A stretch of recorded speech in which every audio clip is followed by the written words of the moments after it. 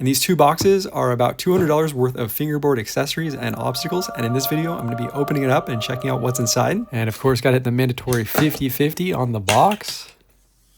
Without any further delay, I'm going to get right into the first box.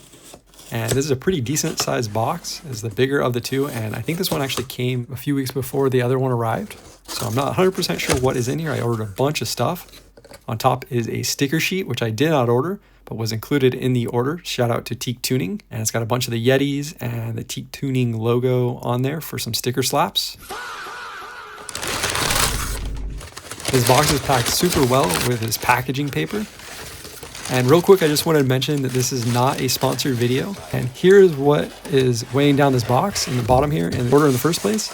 It is the Cement Rise Water Fountain Obstacle. This has been one of my dream fingerboard obstacles ever since I saw it a little over a year ago. And in person, this thing looks amazing. The resin is super clear and glossy. And the cement is really nicely casted. All the corners and edges of the cement look nice and smooth. I'm going to go ahead and add a little bit of wax, even though it's probably not even needed. And at first grind, it is super smooth, as well as really nice for rolling on, doing manuals and writing on the top. But first impressions, I'm super happy with it. I'll definitely give a full review once I've used it a bit more. But getting right into the second box. And to answer for anyone that is curious why I ended up placing two orders back to back, Teak Tuning ended up announcing right after FingerboardCon, which was at the end of April, that they had some extra leftover FingerboardCon specials, as well as a bunch of other stuff that they started getting in stock, like the Kazi Underground mini fingerboard zine. They also restocked all of the graphic boards from the Fingerboard Art Challenge, and I picked up one that was designed by FingerborConnor, another fingerboarder, as well as the green and yellow wheels and bubble bushings that were the FingerCon special colorway in yellow and green. Teak Tuning also announced the V2 L rail, and I ended up getting one that was inverted. You can now get it backwards, so it is like the backwards L. And these are the Teak Tuning Urethane street wheels. Closer look at these look super nice, and the packaging is super cool too. I like that it's made out of more like a cardboard material rather than the 3D printed tubes that they normally come in. These came in a 61 durometer, so they're gonna be nice and grippy, and ABEC 9 bearings, so they're super silent in the new street shape. Super excited to try these out.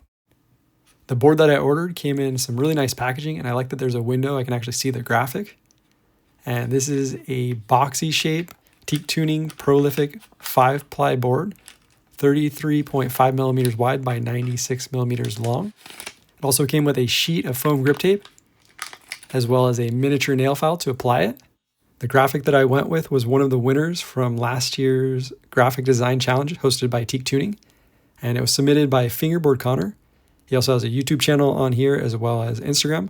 I'll put that in the video description down below. But this graphic looks super cool in person. Kind of gives me like old school Tetris vibes with the bricks falling. And I like the clean design with all the colors and a really nice clean and simple top ply. The edges look nicely sanded. And before I set up the board, I want to check out the V2 L rail. This is actually the inverted rail that they now have.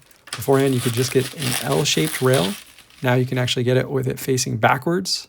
So you could get a L rail and a inverted one and do some extra kind of things with the layout of them if you wanted to use both, or depending on if you're left or right-handed and you have a preference of where the rail or the long or short side is, you can kind of pick now. And it also came with these pre-cut out non-sliders or like foam grip tape for the bottom of the rail. One of the first things I did notice too with this rail is it is a bit lighter than the V1 L rail. So I'm curious if it is going to stay in place. The bluish green teal color looks really nice in person and is new on the V2. Also, they laser engraved the Teak logo on the front, while on the original V1, it looks like it's painted on. The rails on the V2 and the V1 are the same height. However, the V2 has a lot thinner rails. And on the V2, there's a much wider gap between the top bar and the lower bar. For more advanced fingerboards, this definitely opens the possibilities for more technical tricks, whether it be threading the needle or doing tricks on the lower bar. And previously, threading the needle was pretty much impossible. Now it is definitely possible. It would be very hard to do.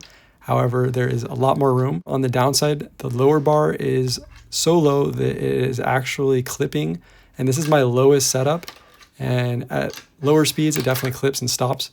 And with a higher setup, going over the V1, no problem, but with a V2, it fully clips and does not allow me to do hippie jumps. Right away, doing grinds, I noticed that the V1 is actually a little bit smoother doing grinds just because it's a little bit wider and easier to do grinds on. And the smaller rail is a little bit more challenging. Also, there's not a hole in the base of the V2 while there is on the V1 to screw it down to the table. And other than that, these perform very similarly for the most part for doing tail slides and board slides or any other trick variation that requires sliding on the board. I mainly noticed when I was grinding on the trucks, which is a little bit smoother and smaller surface, felt like it took more to balance and was definitely more challenging. But the real reason why I bought both the L rail and the inverted L rail is to finally make the W rail. All that's left to do is summon my inner Fingerboard Andy Anderson and board slide the whole W rail. First try, let's go. I also was able to pick up the first issue of the Kazi Underground, which is a miniature fingerboard magazine or a fingerskate zine. And I'm super excited to get this open and check it out. Looks like there's a lot going on the back page with Hunk FB and Mint FB. That about wraps it up for the unboxing portion of this video. All that's left to do is set up this board. And I don't know if it's just me, but I find it super satisfying when I get a fresh RealWear graphic and I get to poke the holes through it. Something about a fresh board and just seeing everything so fresh and being able to just start it off.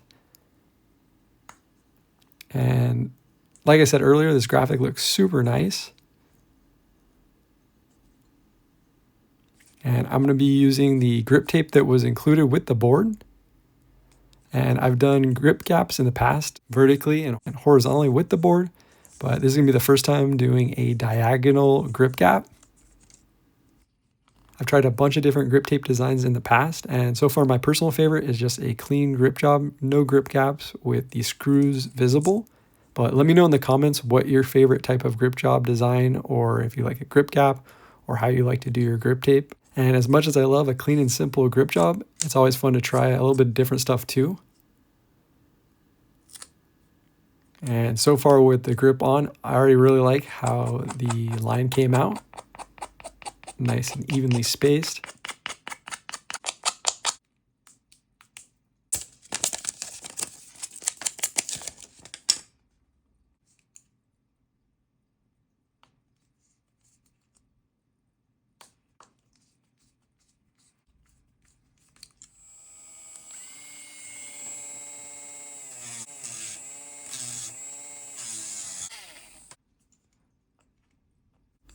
With the holes on the board cleaned out, I'm going to install the 34mm Teak Tuning Prodigy Gen 2 trucks. And I'm using raw base plates with purple hangers. For these trucks, I like to use a washer on the bottom. And then I'm using Teak Tuning bubble bushings in Softerometer. They're super responsive. We got the purple hanger. And these have built-in pivot cups. I'm going to be just using the stock ones. And then for the top tuning, I am using a lime green level up beta bushing, which is a little bit firmer than the Teak Tuning soft, kind of responsive, but a little bit more durable as well. And then I'm just putting on the lock nut. And for the wheels on this setup, I decided to keep the FingerbordConnor green and yellow wheels for another setup. And I'm using these Chems street shape urethane bearing wheels. These are a little bit bigger than the Teak Tuning Apex street wheels, but another really nice street-shaped wheel. I really like the way these fluorescent yellow wheels kind of pull everything together. And I am tempted to try the FBCon green and yellow translucent wheels. I'll save that for another time. And I'm going to go ahead and test this board out. Starting off with an Impossible. And a kickflip, first try. This board is definitely on the lighter side from what I'm used to. And it gives a nice effortless kind of pop feel to it, which is really nice for getting up and doing grinds on this grind rail. The fresh grip tape gives this board an insane amount of control. And a little bit bigger size and shape to these wheels really helps with locking in for grinds. I'm actually surprised with how much I like this setup, especially considering how light it is and compared to my main setup that is a bit heavier. That about wraps up this video. I hope you enjoyed the video, and if you did, make sure to hit the thumbs up button and make sure to subscribe and turn on notifications if you want to see when I post next. Thanks for watching, and until next time, peace.